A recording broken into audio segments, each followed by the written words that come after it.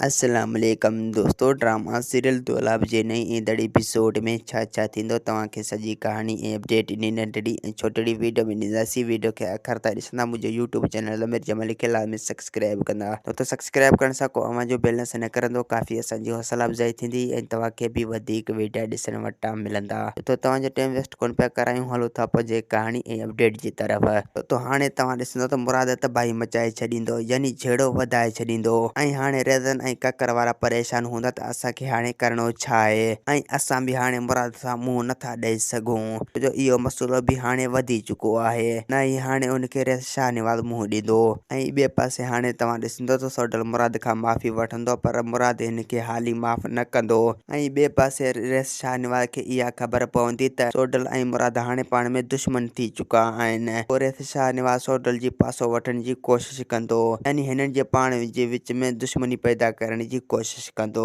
तो तव्हांखे त ख़बर आहे शाहनवाज़ शैतान माण्हू आहे। हाणे हिननि खे विणाइण जी कोशिश कंदो, हिननि खे पाण में धार करण जी कोशिश कंदो। तो इन जो हाली इहो चाल कॾहिं बि नाकाम न थींदो। ऐं ॿिए पासे हाणे तव्हां ॾिसंदो तमामु जल्द जेको मुराद आहे उहो मंसूर जो साथ ॾींदो, यानी हक़ ऐं सच जो साथ ॾींदो। उहो मंसूर सां गॾु थी करे हिन दुश्मननि खे टंडा ॾींदा। ऐं ॿिए पासे सोडल मुराद खे रोकण जी पूरी कोशिश कंदो, पर मुराद हिन जी हिक बि ॻाल्हि न ॿुधंदी ऐं सोडल बि उन ते ज़बरदस्ती न कंदो।